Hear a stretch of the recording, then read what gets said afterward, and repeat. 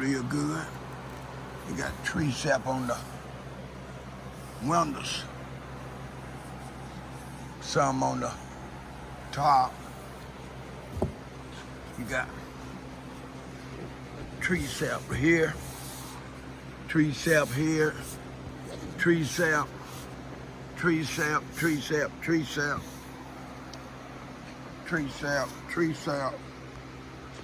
Got a lot of tree sap on the exterior, at least on the front and back window and the hood.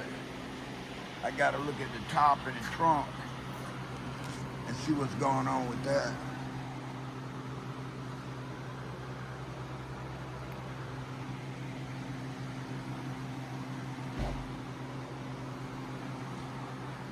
Got oxidation and some scratches.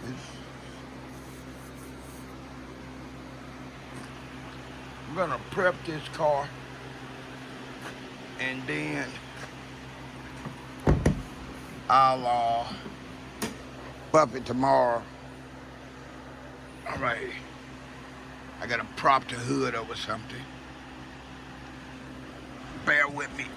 I gotta hold the hood one hand and do the video with the other one.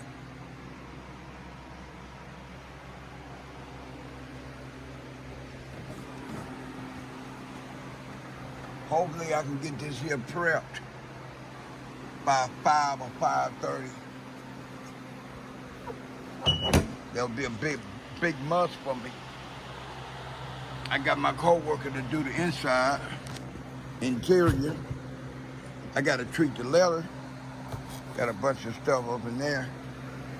This car definitely needs a good prep.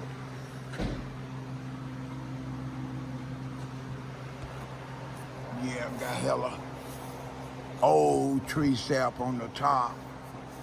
I don't know what that stuff is gonna do.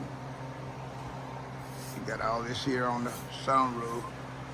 And in desperate need of a prep.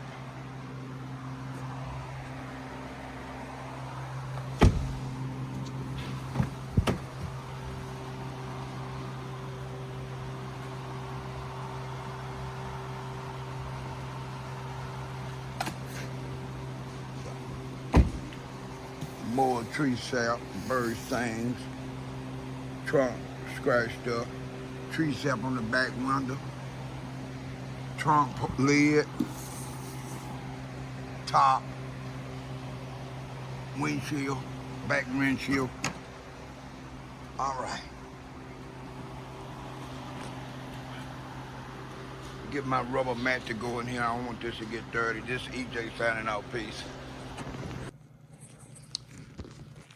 All right, I prepped this car yesterday, and sometimes when you prepping a car, you spray in the areas that you know you need to concentrate on the most, you know. Maybe like if you got some kind of moss or rot lot build up, you spray in those areas, and sometimes when the car completely dry and you look at those areas again, they look entirely different. Or sometimes you might think you got the whole area where you seen the most lot rot at, just to find out that you didn't. Either or, you could easily fix the problem without having to re-prep the car and get the exterior body all that wet again. Because if you plan on doing any kind of buffing work or performing any kind of buffing techniques, be it a one step to a whole paint correction, you wanna, only if you can, you want your car to sit hours. It would even be better if it could sit overnight. That way all the water in the cracks could drip out, which allows your creams, be it heavy duty cutting cream for scratches, and oxidation to a glaze or second cut, light, mild, heavy cutting cream, whatever technique you need to use on the exterior body to make that exterior body look better. You want to be able to, not be able to, you would like to have your car exterior dry as possible. Now, I know a lot of times time is not going to let you do that.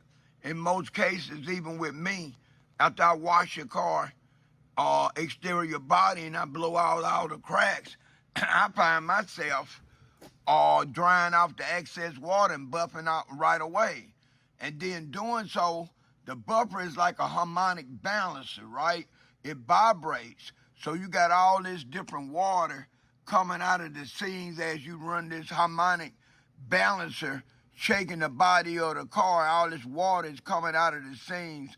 It's getting on your buffing pads and your cutting creams and your glaze. I don't like that. If I can, I like to have my car after I prep the outside, sit overnight, if not overnight, at least a couple hours. But let's face it, when you working somewhere that's got a high turnaround or high volume or productivity, a lot of times that's not the case. You find yourself washing the car, prepping the car, and blowing the cracks off, drying the car off, then automatic start buffing. This is EJ signing out. Peace. Okay, I was able to go back in that area where once it dried, I saw more lot rot without getting the whole front end of this car wet again. Now, I'm spraying some instant shine up in there. Store the shine back. After I clean it, then I'm gonna have to wipe over the engine in spots where I sprayed the engine dressing and it didn't dry quite the way I wanted it.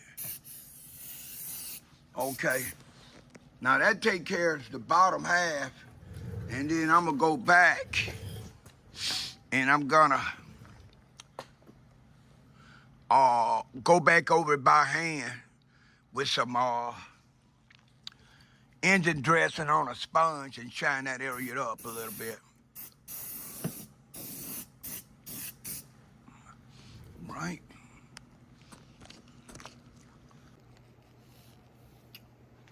What's happening? This is EJ, the automotive detailer, and I spent quite a bit of time after I prepped this car late yesterday. I let it dry overnight, and it had hella tree sap on the top, the hood, the trunk, and some of the sides. So I had to get the tree sap out as much as possible. Then I masked this car off. I tell you, I can relate to why a lot of detailers don't like masking cars off, man. That is really time consuming, right? But I feel better masking it off. I don't want to spend a lot of time cleaning up behind myself after I buff a car because I did not want to mask it off. All right, I'm about to start doing my first stage buff. It's gonna be a heavy cut buff with my Makita buffer and my wool pad, and I got my heavy cutting cream.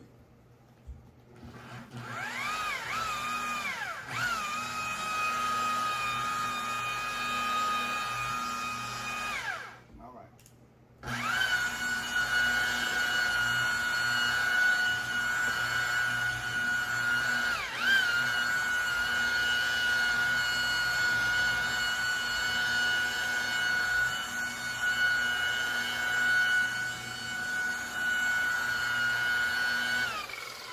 I got some little scratches too.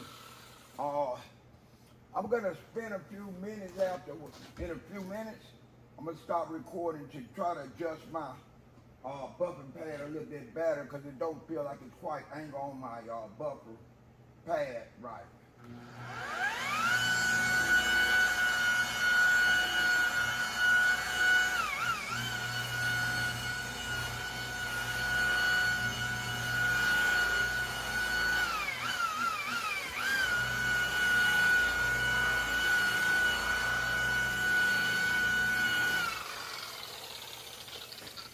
All right, I'm gonna stop for a second.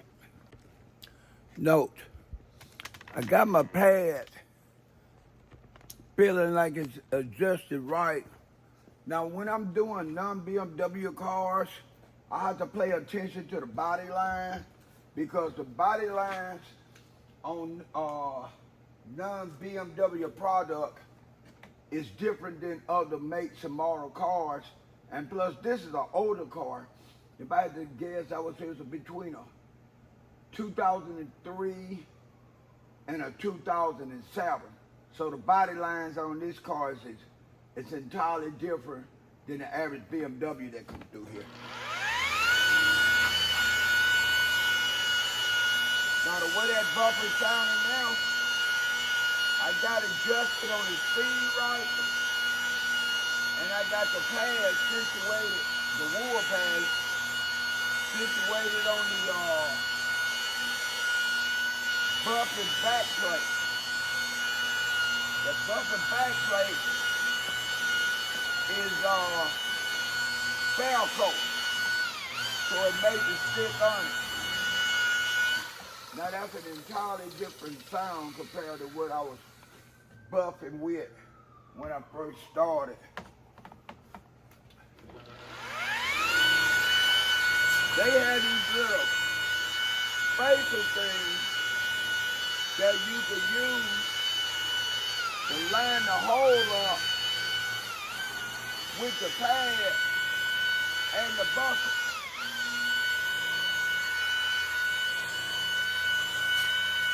I never used it when I first started bumping. I can't even tell y'all when that what I'm talking about actually came out. I have no idea. I will tell you this. I just recently found out why it was in the pad, why it was in the bag with a brand new bumping pad. I can tell you that. And that's been the last couple of years.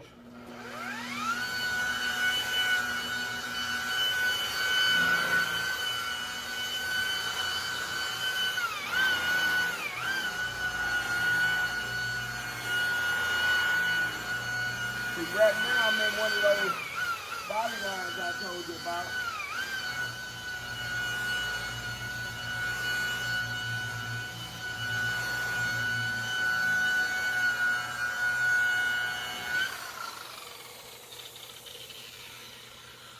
Man, getting this tree sap and the rot lotting out of these jams was hell.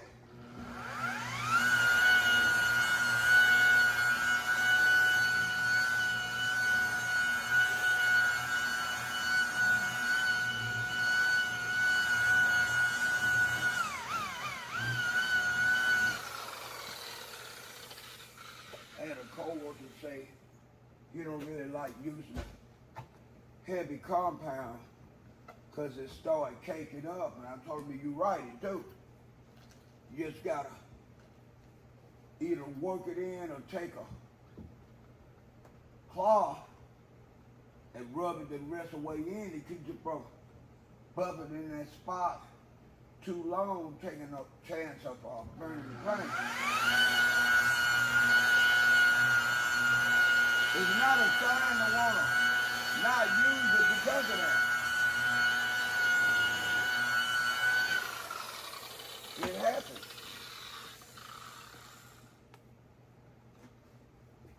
If I was looking for reasons not to do certain things when it came to performing the exterior bump job, I would have never made it this far with my bumping skills.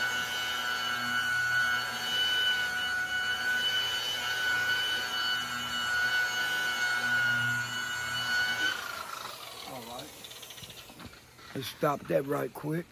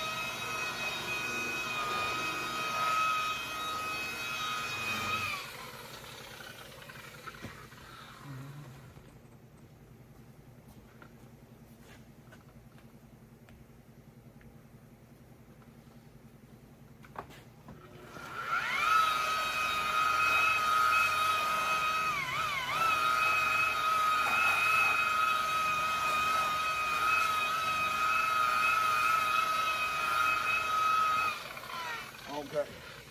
That's enough of the first step buff piece.